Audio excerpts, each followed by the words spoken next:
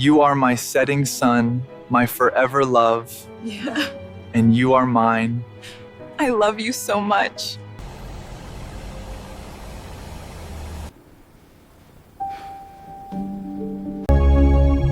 I knew this day would come, but not like this. You think a wedding changes what she is? The bloodline is tainted. The family will whisper for years.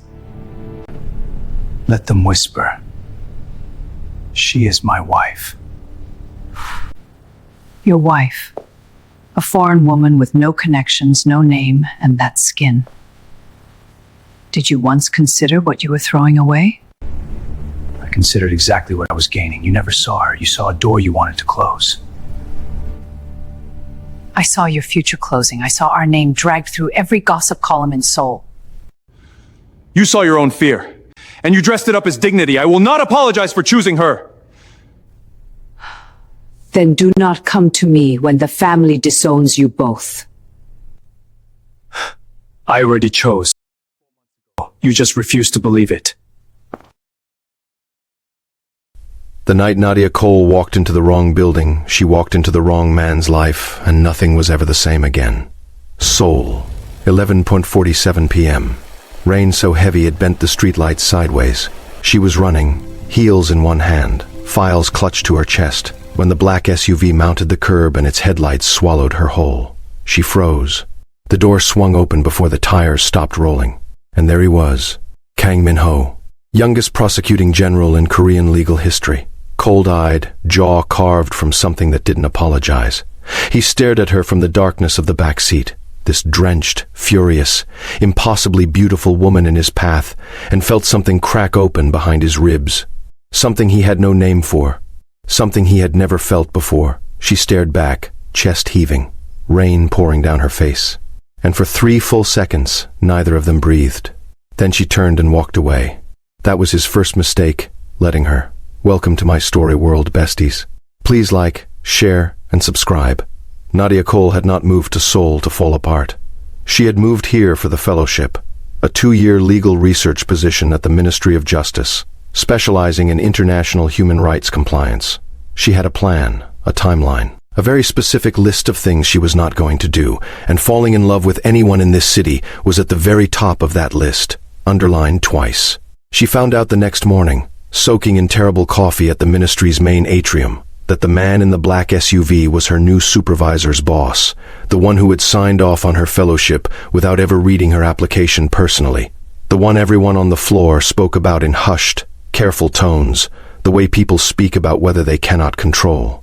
Prosecutor General Kang, her colleague Yuna whispered, wide-eyed, does not interact with junior staff, ever. So whatever you do, do not get on his radar. Nadia had already been on his radar for 11 hours. She discovered this when she walked into the wrong conference room. 3rd door on the left, she'd been told, and someone had lied, and found herself standing in the middle of a closed prosecution briefing. 6 men, in black suits. One face at the head of the table that she recognized immediately, because it had been haunting her since last night. The room went silent. Kang Min-ho looked up slowly from his files. His expression did not change, but his eyes did something. A flicker, rapid and controlled, like a flame catching then choosing to steady itself. He studied her for exactly 3 seconds. Close the door, he said quietly, from the inside. Every man in the room turned to look at her. Nadia straightened her spine, held his gaze for 1 beat longer than was wise, then walked back out and pulled the door shut behind her. She stood in the hallway, heart hammering, files pressed to her chest exactly as they had been last night in the rain. Inside the room she heard nothing further, but 30 seconds later, a junior aide came to find her and quietly handed her a visitor's badge, upgraded clearance, new office assignment, 4th floor, effective immediately, with no explanation. The 4th floor was where cases went when they became dangerous. Nadia understood this within her first week. The files on these shelves weren't policy papers, they were warrants, sealed testimonies, names of people powerful enough to make prosecutors disappear. She understood something else within that same week. Kang Min-ho knew exactly where she was at any given moment. Not because he watched her. He was too controlled for anything so obvious. But coffee appeared on her desk before she arrived each morning. Black, 1 sugar, exactly how she took it, which she had told no one. The heating vent in her office, broken since her first day, was fixed without a work order being submitted. When a senior colleague spoke over her in a team meeting and dismissed her research conclusions, Kang Min-ho, who had been silent for the entire session, looked up from his folder and said simply, "Ms. Cole's analysis is correct. Adjust the brief." Then he went back to his notes as though nothing had happened. She told herself it was professional courtesy.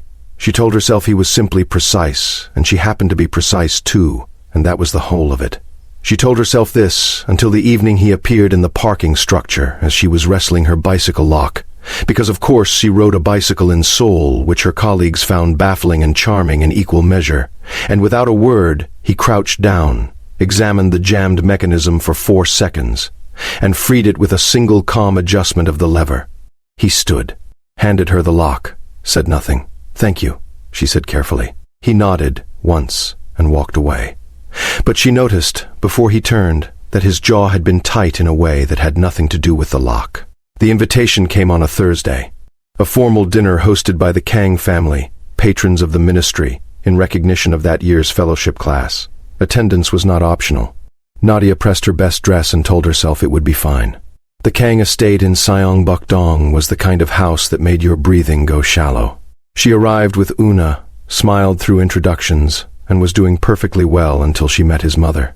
Park Sun-hee, silver-haired, silk-suited, impeccably gracious in the way that razor blades are impeccable, looked at Nadia once, looked at her skin, her curves, her carefully pressed dress, and then looked away, in the specific manner of a woman who has made a decision and considers the matter closed.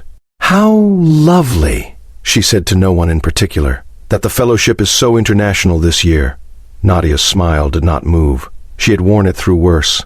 What she had not anticipated was that Kang Min-ho, standing 6 feet away with a glass of untouched water, had heard every syllable. She saw it in the way his shoulders shifted, the way his chin dropped precisely 2 degrees, a barely there thing, but she had spent weeks learning the grammar of his stillness, and she read it clearly. He was furious. He crossed the room, stood beside her, not behind her, not across from her, but beside her, and said, to the wider gathering rather than to his mother specifically, "Ms. Cole is the most exceptional researcher this ministry has seen in a decade. I expect everyone to treat her accordingly." His mother's smile frosted at the edges. His uncle changed the subject loudly, and Nadia, standing in the architecture of his quiet defense, felt something shift in her chest that she was not ready to name. Later, on the veranda, she found him standing alone. She went to him because she was either very brave or very foolish, and tonight she couldn't tell the difference. "You didn't have to do that," she said. He looked at her sideways. The city lights spread below them like scattered amber. "I know," he said. She waited for more. He offered nothing further. But he also did not leave, and neither did she, and they stood in that comfortable, impossible silence until the dinner bell called them back inside. His name was David On, half Korean, half Australian, a visiting consultant from an international law firm in Sydney. He arrived on a Tuesday, and by Wednesday he had already found Nadia. He was easy to talk to, warm in a way that didn't require decoding. He brought her pastries from the cafe downstairs, laughed at her jokes immediately instead of 2 seconds later after he'd processed them. And on Friday he asked if she wanted to have lunch. She said yes, because he was kind and uncomplicated, and she was allowed to have lunch with someone. She became aware of Kang Min-ho's awareness of this development approximately 30 seconds after she returned to her office that afternoon. Her coffee was not on her desk. For the first time in 3 weeks, it was simply not there. She stared at the empty spot for a long moment. Then, later that same afternoon, she felt it, that specific pressure of being watched. She looked up from her desk toward the glass-walled corridor. He was walking past, files in hand, expression flat, but his eyes cut to her through the glass with an intensity that lasted less than a second and left a mark that lasted considerably longer. By the end of the week, David had asked her to dinner. She was considering it when Kang Min-ho appeared in her office doorway, first time he had come to her space. Always before it had been accidental corridors and shared meeting rooms, and set a folder on her desk. "The Hana district case," he said. "I'd like your analysis. Tonight, if possible." She looked at the folder. It was a real case. She could see that immediately. But the timing was not coincidental, and they both knew it. "Tonight," she repeated. "Tonight," he said. His voice gave away nothing. His eyes gave away everything. She canceled dinner with David. She told herself it was professionalism. She sat in the office with Kang Min-ho until 10 o'clock at night, their chairs pulled too close to the same document, and every time their hands nearly touched, reaching for the same page, he pulled back with a precision that felt like it was costing him something. The Hana District case turned out to be more dangerous than a folder of files had implied. 3 weeks into Nadia's research, someone broke into her apartment. Nothing was taken. But everything had been searched, drawers pulled, files moved, her laptop screen left open to the case notes she'd been working on.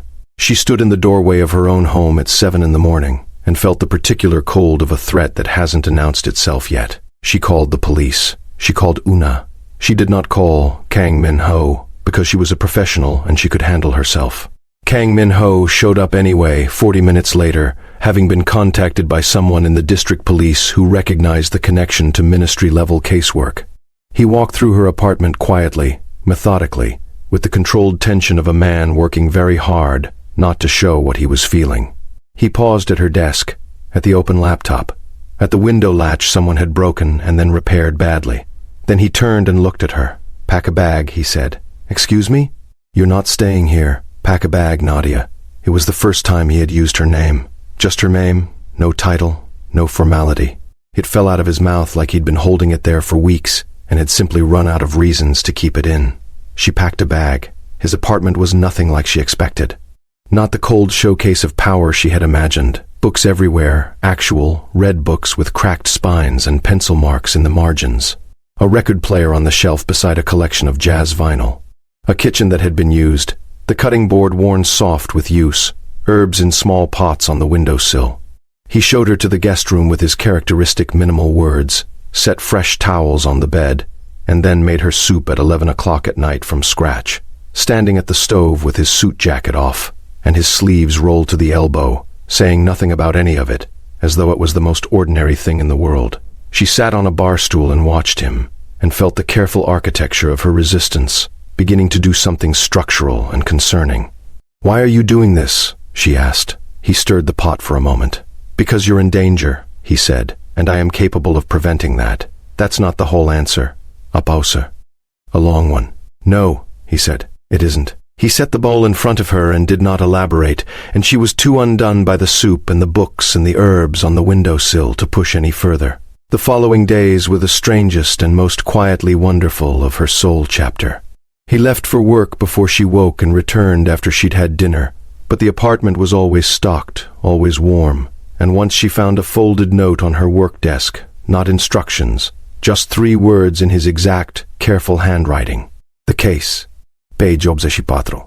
She turned to page 84 and found the thread that broke the entire conspiracy open. She had been living in his apartment for 9 days when his mother came.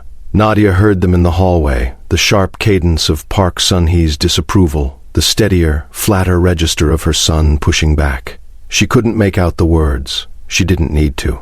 When his mother left and he came into the kitchen where Nadia was pretending to read, his expression was closed and distant in a way she recognized as controlled pain. "She wants you to leave the ministry," he said, without preamble. Nadia set down her book. "And what do you want?" Something moved across his face. "I want," he stopped, reset. "I want you to be safe. Min-ho." It was the first time she'd used his name without a title. He went completely still. "Tell me the truth," she said softly. He looked at her for a long moment. The record player was turning in the other room. Rain again, because Soul and Rain seemed to have conspired to always find them together. He crossed the kitchen in 4 steps and stood in front of her, close enough that she had to tilt her head back to hold his gaze, and said very quietly, "You are the most inconvenient thing that has ever happened to me." She laughed, startled, helpless, and he smiled. A real one, slow and unguarded, and it transformed him so completely that she forgot, for a moment, to be careful. She reached up. He leaned down, and in the space between that breath and the next, everything changed. Fade. She was gone before dawn. It wasn't rational, and she knew it. But she had lain in the dark listening to rain on glass and thought about his mother's face, about what she represented to this family, about the way he had not actually said the words, had said inconvenient, not "I love you." And what if that was the whole truth of it, and by 5 in the morning she had convinced herself that she was a problem he had not yet realized he wanted to put down. She left a note. "Thank you for everything. I'll manage from here." She did not leave a forwarding address, because she was moving into a ministry-provided safe house that almost no one knew about, and she needed to remember who she was before she'd met him. A woman with a plan and a timeline, and her name on her own life. She was gone, and he noticed within the hour. He stood in the kitchen holding her note for a very long time. Then he set it down precisely on the center of the counter. He pulled out his phone and called his head of security. "Find her," he said, quietly, "now." They took her outside the archive building on a Wednesday afternoon. 2 men in a gray van, too fast to be coincidence, too organized to be random. The Hana district case had claws no one had fully measured yet, and someone had decided Nadia Cole's research was a liability they preferred to eliminate. She fought. She got one of them across the face with her laptop bag before they got her inside the vehicle. She memorized the route with her eyes, counted turns, noted the smell of industrial solvent and the sound of a river running somewhere close.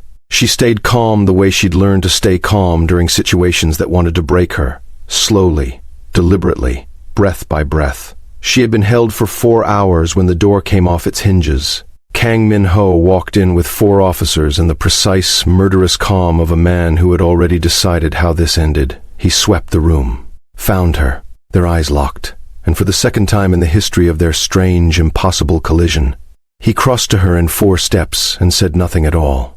He just cupped her face in both hands, the prosecutor general with the cold reputation and the exact handwriting and the herbs on his windowsill, and checked her face, her eyes, her hands, with a thoroughness and a tenderness that had nothing to do with protocol and everything to do with the particular desperation of a man who had spent 4 hours in controlled terror. "I'm okay," she said. "I know," he said. "I know you are." His voice was completely steady. His hands were not. On the ride back, in the dark back seat of his SUV, the same one that had nearly run her down 11 weeks ago on a rainy Seoul night, he said, "I am not going to let you leave again." She turned to look at him. He was staring forward. "That's not your decision," she said carefully. "I know, Apause. I'm asking." She waited. He turned to look at her then, and she had never seen his face like this. Open, unfortified, no courtroom precision to shield behind. Just him. Just the man who fixed bicycle locks and made soup and left notes on page 84 and stood beside her when everyone else looked through her. "I have been trying to be appropriate," he said. "I have been trying to be correct. I have been trying not to be." He exhaled once, hard. "I cannot do it anymore. I cannot watch you walk away from me and pretend that I prefer it that way. I don't. I have never." He stopped again. Then, "You are not an inconvenience to me, Nadia. You are the only thing in my life I have ever wanted that was entirely my own choice." The city moved past the windows. Neither of them spoke for a long time. Then she reached across the seat and took his hand. He looked down at their joined hands, and then he closed his fingers around hers and held on with the specific, quiet certainty of a man who has finally decided to stop being afraid of the thing he wants most. The Hana district case broke 3 weeks later. Nadia's analysis was the cornerstone. 6 high-ranking officials were indicted, 2 of whom had connections to the Kang family's business interests, a detail that made the newspapers particularly enthusiastic and made his mother call him 17 times in one day. He took none of the calls during working hours. In the evening, he sat with Nadia in his kitchen and let her read him the headlines while they ate takeout she'd ordered from the place on the corner that did the extraordinary honey garlic chicken.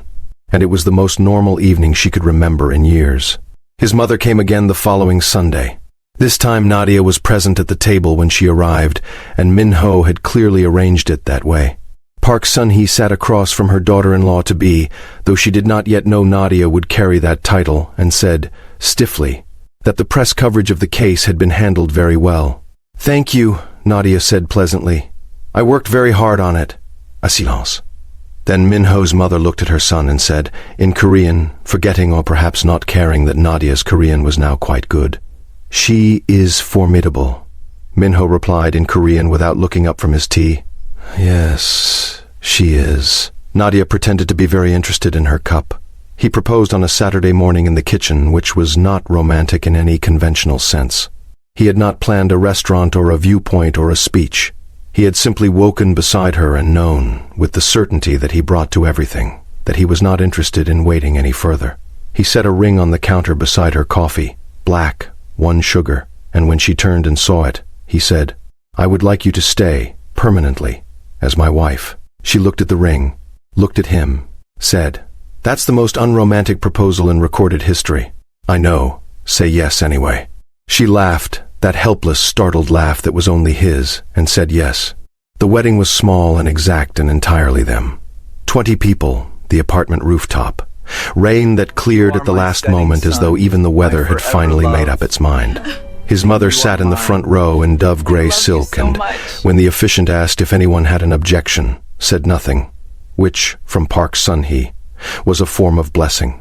8 months after they returned from their honeymoon in Jeju, Nadia sat in the kitchen with a small white stick in her hand and a feeling she didn't have words for.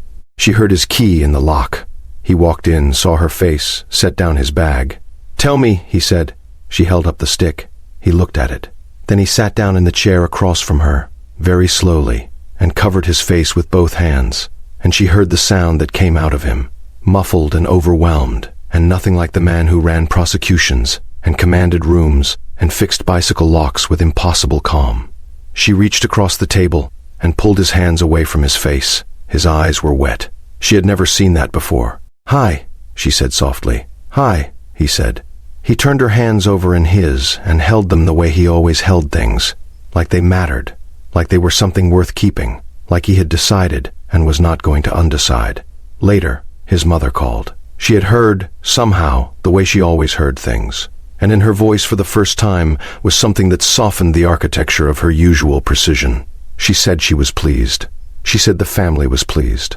She said, and this was the part Nadia would remember, the part that carried all its own weight, that she hoped the child had Nadia's strength, not her features, not her complexion, which the family had once counted against her as though it were a liability instead of a history. Her strength. The Korean family that had once looked through her skin as though it were a door to be closed had come, in time, to understand exactly what she carried in her bloodline. And what she carried was everything they had never deserved and had been given anyway, because she was that kind of woman, and he was that kind of man. And love, the real and stubborn and sometimes terrifying kind, does not ask permission from people who don't understand it. It simply persists. It simply wins. Thank you for reading on Story World. If this story moved you, like, share, and subscribe for more.